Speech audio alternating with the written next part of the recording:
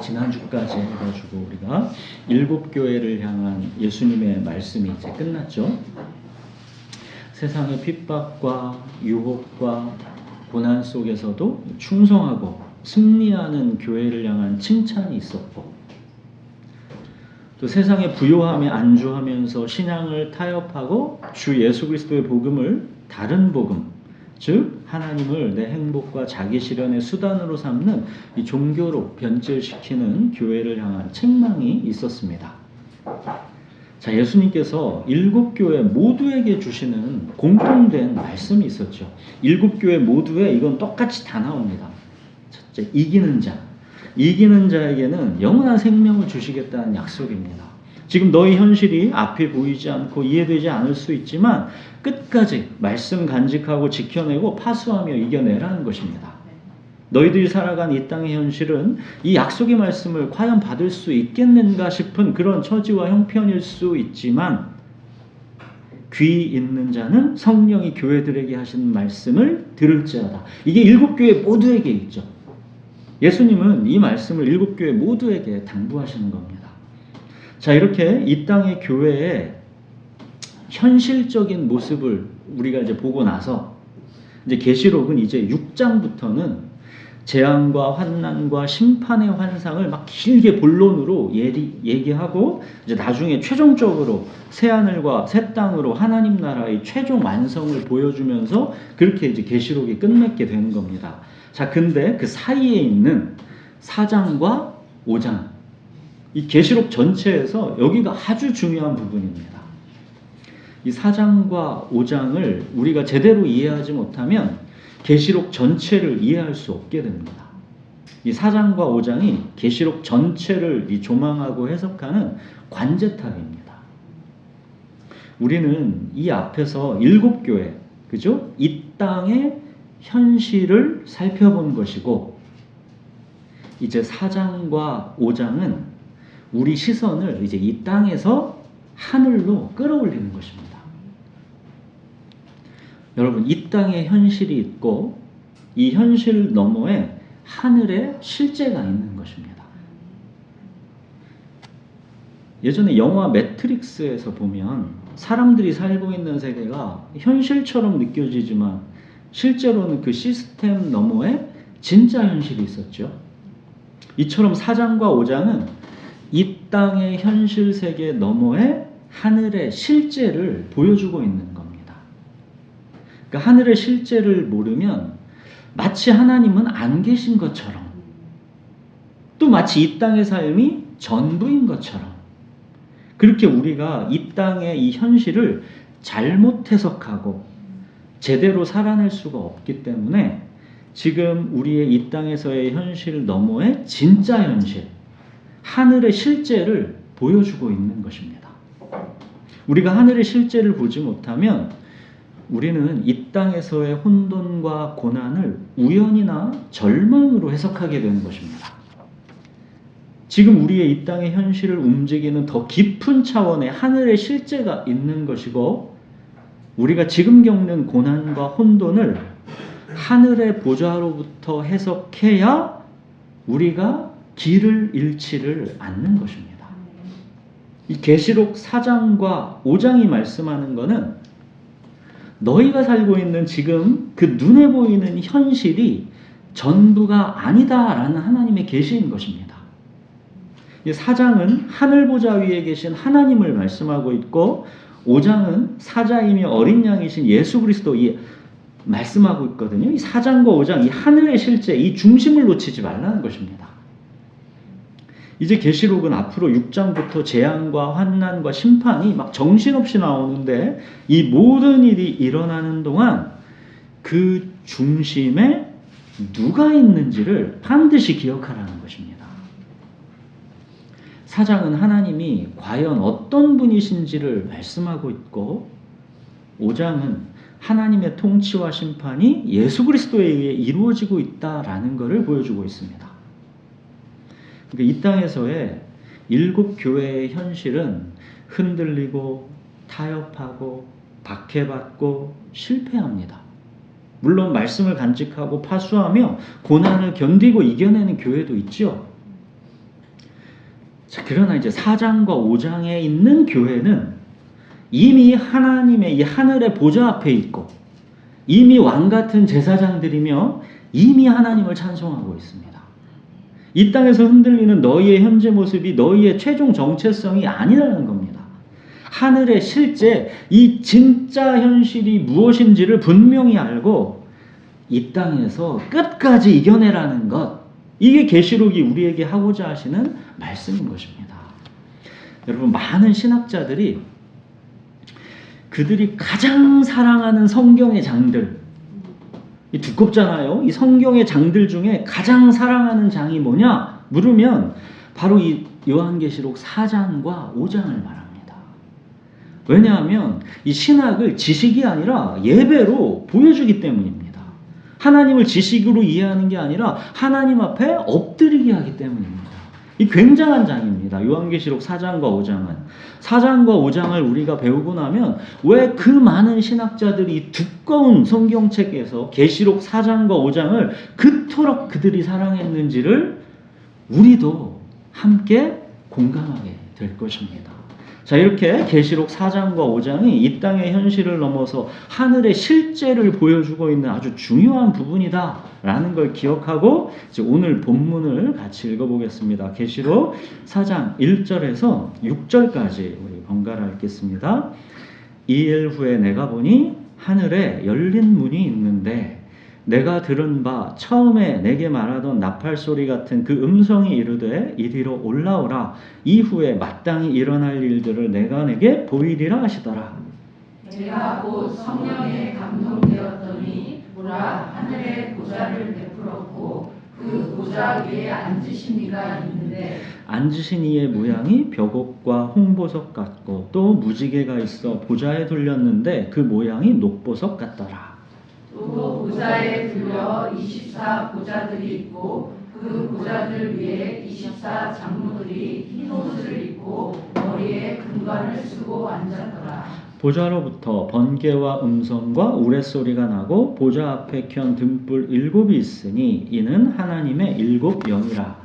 보좌 앞에 수정과 같은 유리 바다가 있고 보좌 가운데와 보좌 주위에 네 생물이 있는데 앞뒤에 눈들이 가득하더라. 예, 1절 보시면 하늘에 열린 문이 있다 하죠. 이리로 올라오라. 이후에 마땅히 일어날 일들을 내가 내게 보이리라. 이 땅의 현실 너머에 하늘의 실제를 보여주신다는 겁니다.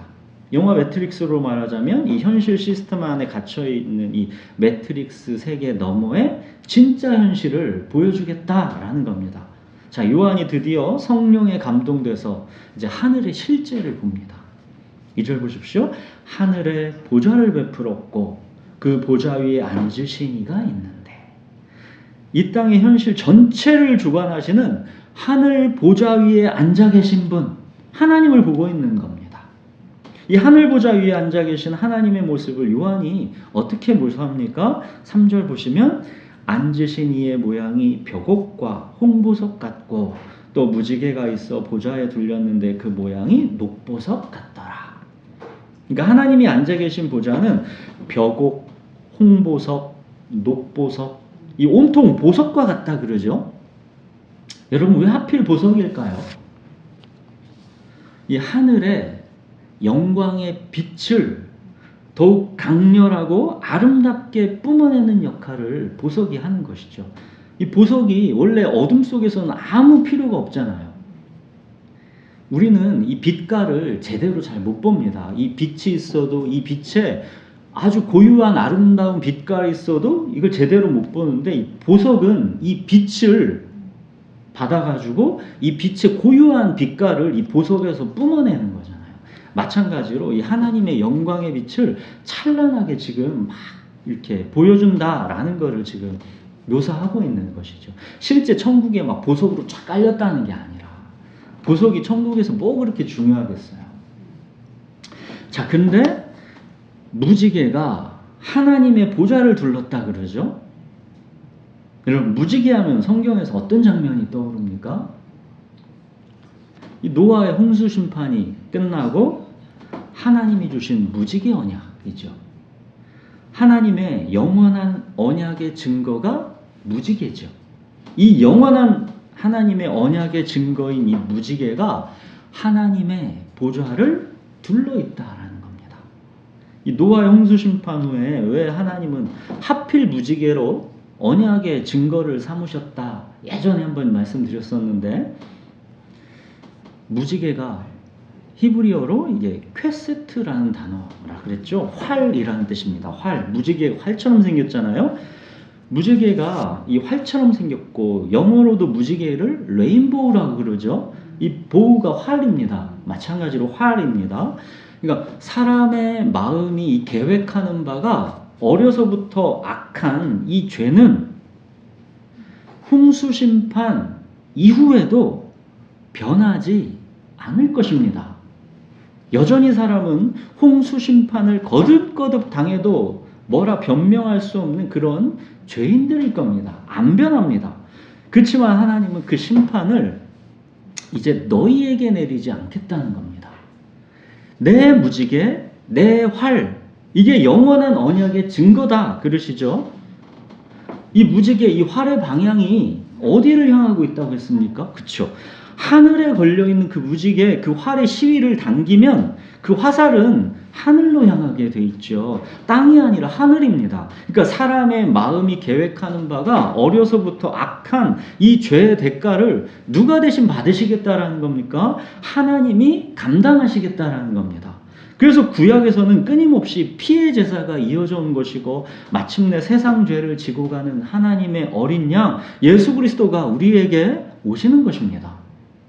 영원한 언약의 증거, 하나님의 무지개, 이 무지개는 예수 그리스도를 예표하는 영원한 언약의 증거인 것이죠.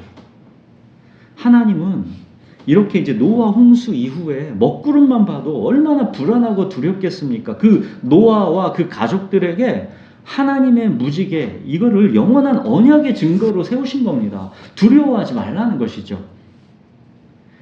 자, 이 무지개가 하나님의 보좌에 둘려있다라는 것. 이거는 우리를 향하신 하나님의 영원한 언약을 말하는 것이죠. 결코 정죄함이 없다. 하나님의 사랑에서 그 무엇도 끊을 수 없다. 여러분, 매일 잠들기 전에 오늘 하루의 나를 돌아보면 어떻습니까? 아, 내 안에 사랑이 없었구나. 나는 또 내 육체와 마음에 원하는 바대로 오늘 하루를 그냥 막 살아버렸구나. 하나님의 영광을 드러내지 못했구나. 사람 참 지독히도 안 변하는구나. 이런 날이 우리 대부분 아닙니까? 결코 정죄함이 없다. 하나님의 사랑에서 그 무엇도 끊을 수 없다. 이 영원한 무지개 언약, 십자가 언약이 하나님의 보좌에 둘러있지 않으면 우리가 어찌 편안하게 잠자리에 들 수 있겠습니까? 자, 또 하늘 보좌에 뭐가 또 둘러있는가 보십시오. 4절 보시면 또 보좌에 둘러 24보좌들이 있고, 그 보좌들 위에 24장로들이 흰옷을 입고 머리에 금관을 쓰고 앉았더라. 자, 여기 보십시오. 보좌, 라오디게아에게 주신 약속이죠. 흰옷, 사대교회에게 주신 약속이죠. 금관, 서머나 교회에게 주신 약속입니다. 그러니까 7교회에게 주신 약속 그대로 하늘의 실제에서 다 실현되고 있다는 겁니다. 여기 24장로들은 누구를 말합니까? 구약의 이스라엘 12지파, 신약의 예수님의 12사도, 곧 하나님의 백성, 교회를 말하는 겁니다. 저와 여러분이 이 교회인 것이죠. 하나님의 백성, 하나님의 교회가 흰옷, 즉 예수 그리스도로 옷 입고 머리에는 금관, 즉 승리의 면류관을 쓰고 보좌에 앉아 있는 것입니다. 그게 지금 우리 하늘의 실제라는 겁니다. 이 땅의 7교회의 현실은 핍박과 유혹과 시험과 고난의 연속이죠. 근데 하늘의 실제 이 궁극적인 이 교회의 모습은 승리의 면류관을 쓰고 하나님의 보좌를 둘러싸고 이 보좌에 앉아 있는 겁니다. 이게 하늘의 실제, 지금 교회의 진짜 현실이라는 것입니다. 이미와 아직. 자, 하늘의 실제는 이미이고 이 땅의 현실은 아직인 겁니다. 근데 그게 차원이 다를 뿐이지 둘 다 지금 우리의 실제라는 겁니다. 자, 또 5절 보시면 보좌로부터 번개와 음성과 우레소리가 나고 보좌 앞에 켠 등불 7이 있으니 이는 하나님의 7 영이라. 하늘 보좌로부터 이 천둥번개와 같은 하나님의 말씀이 울려 퍼지고 보좌 앞에는 하나님의 7 영 성령의 등불이 켜져 있습니다. 그러니까 하늘 보좌에서 선포되는 하나님의 말씀에 성령이 역사하여 하나님의 백성 교회의 심장에 그 말씀이 알알이 막 박히는 것입니다. 자, 이제 6절 보십시오. 보좌 앞에 수정과 같은 유리바다가 있고, 이제 오늘 여기까지 볼 겁니다. 오늘 여기가 말씀의 하이라이트입니다. 수정과 같은 이 맑은 유리바다. 이 구약의 성막 구조를 보면 하나님을 예배하는 장소인 회막 앞에 손을 씻고 들어가는 물두멍이라는 게 있습니다. 이 물두멍은 노스로 만든 세숫대야입니다. 이 성막의 물두멍이 이제 나중에 이제 솔로몬 성전에서는 이 성막을 크게 이제 우주적 형상으로 만들잖아요. 이 솔로몬 성전에서는 이게 놋바다로 이게 우주적 상징으로 확장됩니다. 놋바다. 이 놋바다는 그 크기가 지름이 5m, 높이가 2.5m 되는 이 거대한 놋대야입니다. 거대한.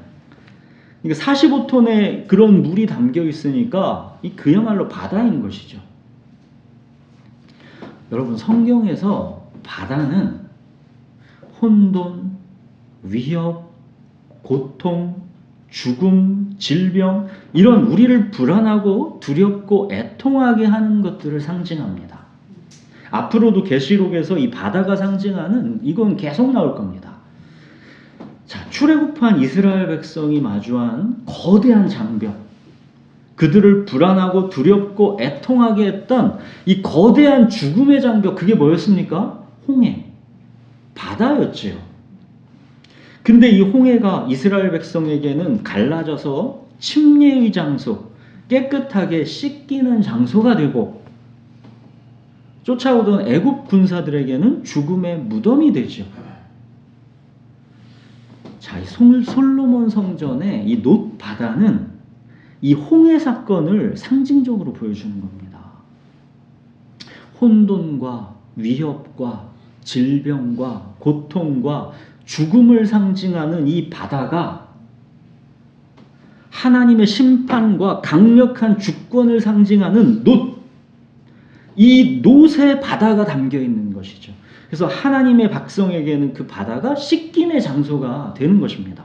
그러니까 놋바다는 출애굽의 홍해 사건이 이제 성전 안에서 기억되고 현재화되는 그런 장소인 겁니다. 그러니까 이 바다가 주인이면 인간은 죽음에 삼켜지는 것이고, 하나님의 심판과 강력한 주권이 이 바다를 통제하면 바다는 길이 되고 씻김의 장소가 되는 것입니다.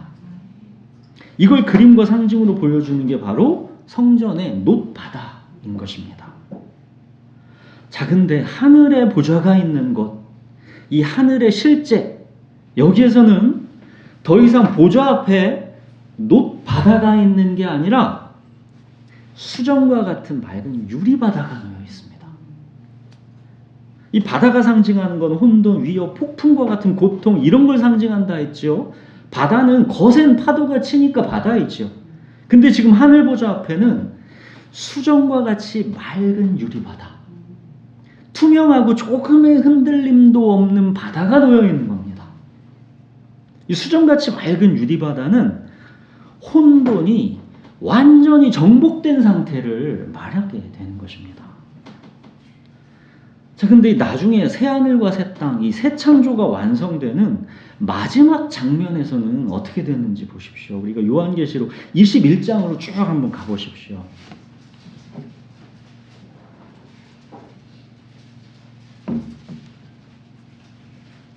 21장 1절에 보시면 이 새하늘과 새 땅이 창조된 마지막을 한번 보십시오.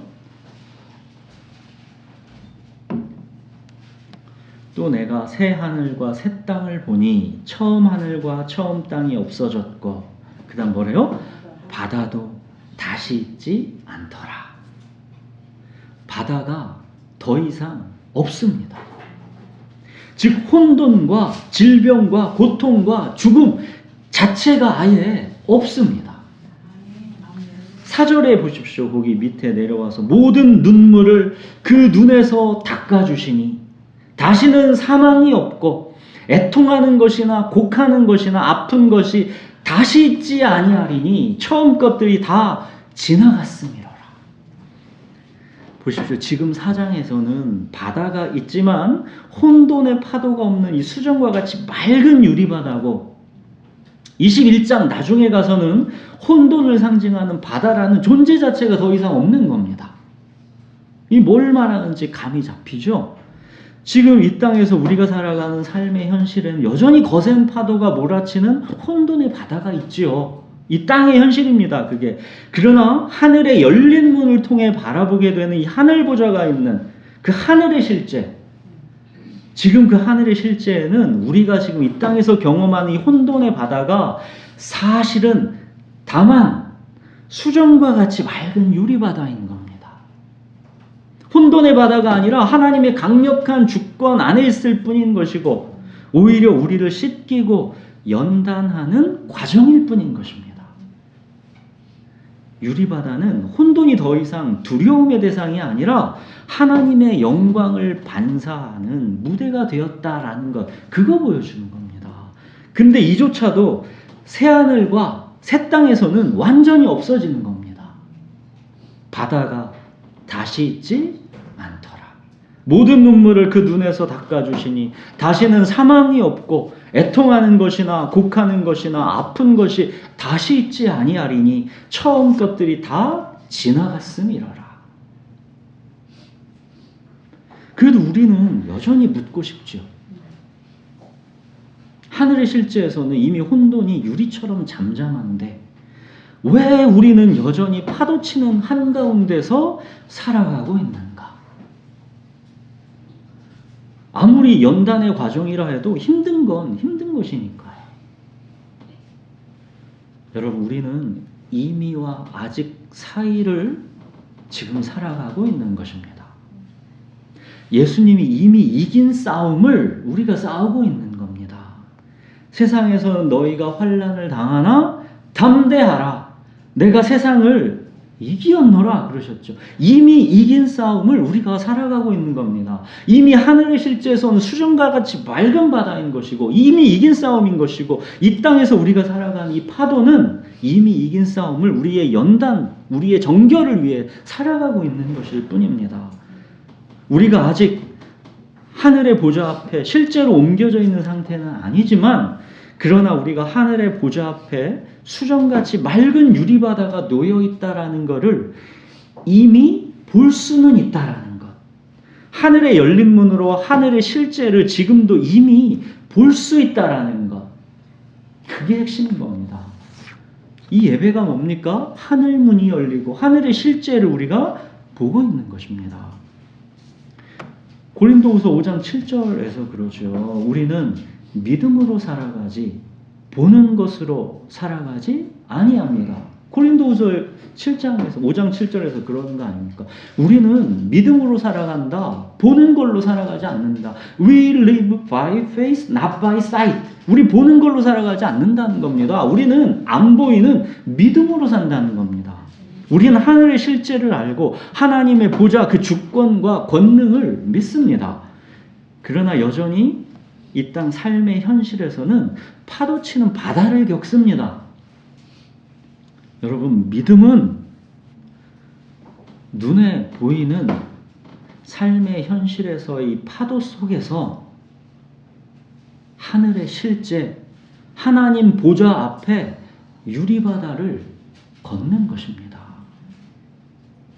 이게 뭘 말하는지 보여주는 우리가 잘 아는 장면이 있죠.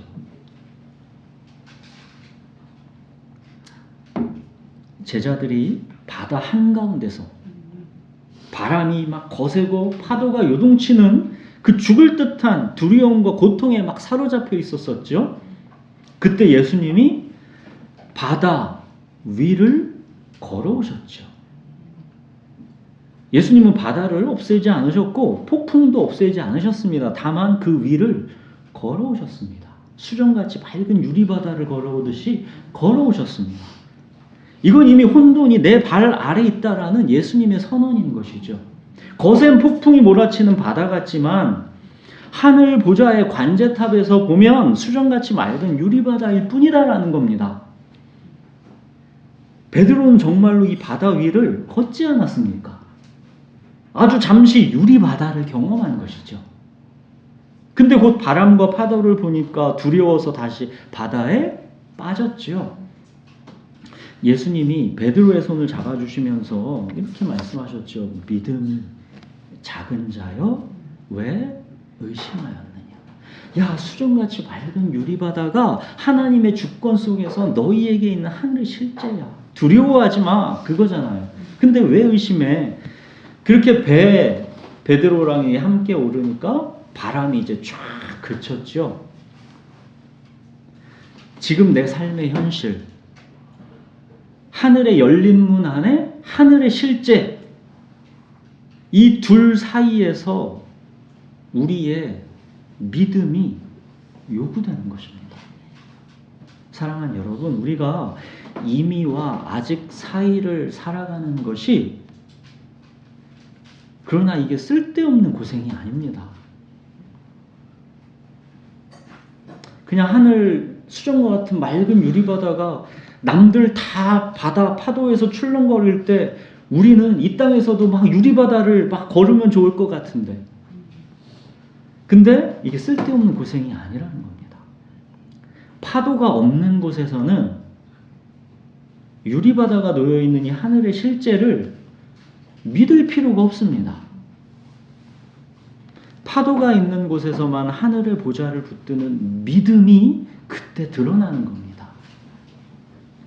바로 이 믿음이 하나님을 기쁘시게 하는 겁니다. 이 믿음이 없으면 하나님을 기쁘시게 할 수 없다는 겁니다. 여러분, 이 믿음이 바로 예배의 심장입니다. 그래서 하나님은 아브라함을 이삭을 바치는 믿음까지로 이끌어 가신 겁니다. 네가 네 아들 네 독자까지도 내게 아끼지 아니하였으니 내가 이제야 네가 하나님을 경외하는 줄 아노라. 이삭을 바치라는 거는 이게 얼마나 거대한 이 파도입니까? 풍랑이고. 근데 아브라함은 믿었잖아요. 그 오랜 의심과 경험을 통해서 하나님은 이삭을 다시 살려내셔서라도 약속 지키신다는 걸 아브라함은 믿었습니다. 그 거센 파도에서도 수정과 같이 맑은 유리바다를 아브라함이 걸은 겁니다. 그게 이삭을 번제로 바치는 이 상징적인 믿음의 사건인 것이죠. 우리의 이 믿음이 드러나는 그 순간 하나님은 이때를 가장 기뻐하시는 것입니다. 파도치는 바다 위를 살면서도 하나님 보좌 앞에서의 이 수정과 같이 맑은 유리바다가 하늘의 실제다라는 것을 믿으면서 우리가 살아내는 것. 지금 당장은 앞이 보이지 않고 이해되지 않지만 모든 게 하나님의 주권과 사랑 안에 이루어지고 있다라는 걸 내가 믿는 것. 이거를 하나님께서 가장 기뻐하시는 것입니다. 이게 바로 삶의 예배. 우리 몸을 거룩한 산 제물로 드리는 영적 예배인 것입니다. 사랑하는 여러분, 교회는 아직 유리바다에서 살아가는 공동체는 아니지만 이 땅에서의 현실에서 막 거센 파도가 몰아치지만 유리바다가 이미 하늘의 실제다라는 걸 아는 공동체입니다. 파도가 우리를 흔들 수는 있지만 우리를 삼키지는 못하는 겁니다. 우리가 예배의 자리에 서 있는 지금 지금 우리는 하늘의 이 열린 문을 통해서 하늘의 실제를 보고 있는 겁니다. 예배가 이 예배 끝나고 돌아가서 우리의 삶의 일상에서 그 삶의 파도를 없애지는 않습니다. 그렇지만 파도의 의미를 바꿉니다. 예배 가운데 우리는 파도가 전부가 아니다라는 것을 배우는 것이고, 파도가 하늘보자보다 크지 않다라는 것을 배우는 것이고, 파도가 결국은 유리처럼 잠잠해질 것을 아는 것입니다. 자, 다시 영화 매트릭스를 생각해 보십시오. 매트릭스 속의 사람들은 눈에 보이는 파도가 삶의 전부다라고 믿습니다. 그러나 하늘의 실제를 보는 사람은 지금 이 파도, 삶의 파도가 최종 상태가 아니다라는 것을 아는 것입니다. 이게 전부가 아니야. 이건 우연이 아니야. 이건 하나님의 주권과 권능 속에서 다 허락된 내 삶의 토대일 뿐이야. 이걸 아는 겁니다. 여러분, 지금 이 삶의 현실을 도피하는 게 아닙니다. 이게 지금 삶의 현실을 도피한다라는 걸 말하는 게 아니라 지금 이 삶의 현실을 하늘의 실제를 통해서 정확하게 해석하고 이 믿음으로 살아내는 것, 그거 말하는 겁니다. 하늘의 보좌가 우리에게 말씀하는 거는 현실 도피가 아닙니다. 현실은 결코 우연이 아니라 하나님의 주권의 세계다라는 것. 이 현실이 하나님의 세계다라는 것을, 그걸 보여주는 것입니다. 로마 황제가 현실 세계를 지배하는 것처럼 그 일곱 교회에게는 보이지만 실제 통치의 중심은 하늘의 실제 하나님의 보좌에서 그 통치가 나오고 있다라는 것, 이걸 지금 일곱 교회에게 보여주고 있는 것입니다. 자, 이제 시편 73편을 한번 보시면 이 땅에서의 현실, 이 파도치는 바다에 시험 들어있는 한 사람이 나오죠. 이 사람뿐이겠습니까? 우리가 이 땅에서 파도치는 바다에 시험 드는 거는 그게 우리의 삶이죠. 시편 73편을 한번 보십시오.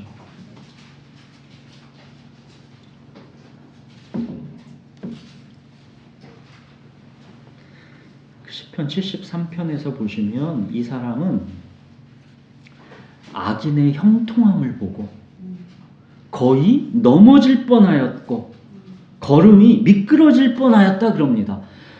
악인이 막 형통하고 그래가지고 내가 그걸 보니까 내가 막 시험 들어가지고 막 넘어질 뻔하고 걸음이 미끄러질 뻔했다라는 겁니다. 하나님 대체 뭐 하시는 건가 싶어서. 그들은 보십시오. 죽을 때도 고통이 없고 그 힘이 강건하더랍니다. 저 사람 죽을 때는 고생할 거라고 생각했는데 막 죽을 때도 고통 없이 죽더랍니다. 그 힘이 마지막까지 강건하더랍니다. 사람들이 당하는 고난이 그들에게는 없고 사람들이 당하는 재앙도 막 그들에게는 없다라는 겁니다. 이들은 다 악인들인데 보십시오. 항상 평안하고 재물은 자기 의도한 것보다도 더 불어나더라는 겁니다. 그러니까 그래서 이 한 사람이 막 시험에 든 겁니다. 하나님이 계신데 어째 나는 이렇게 고생하고 저 사람은 저렇게 만사형통하고 죽을 때도 저렇게 편하게 죽고 건강하고 장수하냐는 겁니다. 13절 14절 보십시오.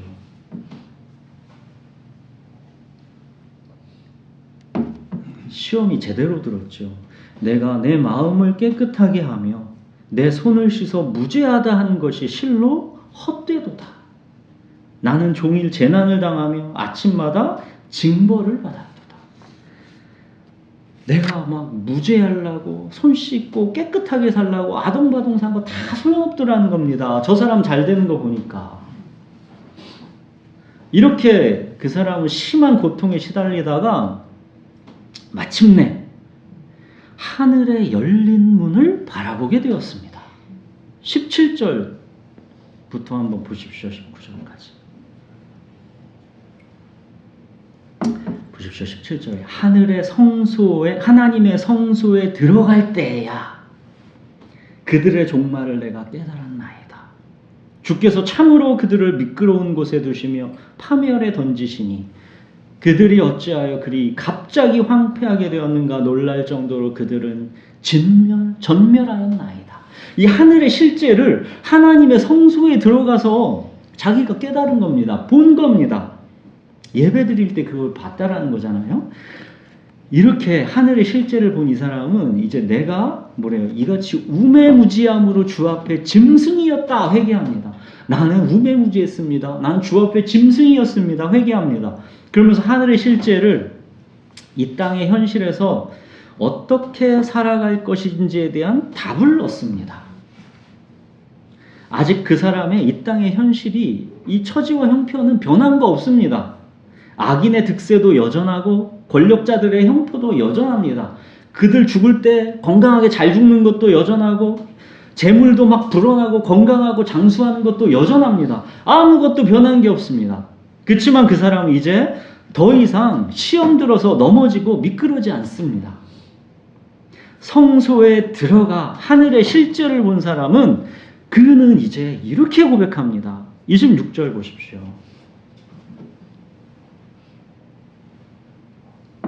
내 육체와 마음은 쇠약하나 하나님은 내 마음의 반석이시요 영원한 분기시시라. 이 사람의 관점이 확 바뀐 겁니다. 시편이 다 사실은 이런 얘기입니다. 77편도 잠깐 하나만 더 볼까요? 77편도 한번 보십시오. 77편에도 7절에서 9절까지 보시면 주께서 영원히 버리실까? 다시는 은혜를 베풀지 아니하실까? 그의 인자하심은 영원히 끝났는가? 그의 약속하심도 영구히 패하였는가? 하나님이 그가 베푸실 은혜를 잊었는가? 노하심으로 그가 베푸실 긍휼을 그치셨는가 하였나이다. 이 사람도 시험 들었죠. 이게 우리가 이 땅의 현실을 마주하는 바다, 홍해 아닙니까? 그렇지만 지금 우리에게 이루어지고 있는 하늘의 실제는 이겁니다. 19절, 20절 내려와서 보십시오. 주의 길이 어디에 있었다고요? 바다에 있었고 주의 고든 길이 큰 물, 바다에 있었으나 주의 발자취를 알 수 없었나이다. 바다가 상징하는 건 고통, 질병, 죽음 이런 혼돈이라고 그랬잖아요. 아무것도 안 보인다고 했는데 주의 길이 사실은 그 바다에 있었다. 주의 고든 길이 그 큰 물에 있었다. 근데 주의 발자취를 내가 알 수 없었구나. 있었다는 겁니다. 하늘의 실제가 보인 것이죠. 그래서 20절 주의 백성을 양떼같이 모세와 아론의 손으로 인도하셨나이다. 목자가 양떼를 인도하듯이 안전하게 인도해 가시고 있다라는 것, 하늘의 실제를 봤다라는 것이죠. 사랑하는 여러분, 하늘의 열린 문을 통해서 하늘의 실제, 이 하나님의 보좌를 바라보십시오. 여호와는 나의 목자시니 내게 부족함이 없으리로다. 이 고백은 하늘의 보좌로 인해서 이게 언제나 우리에게 실제입니다. 네, 기도하겠습니다.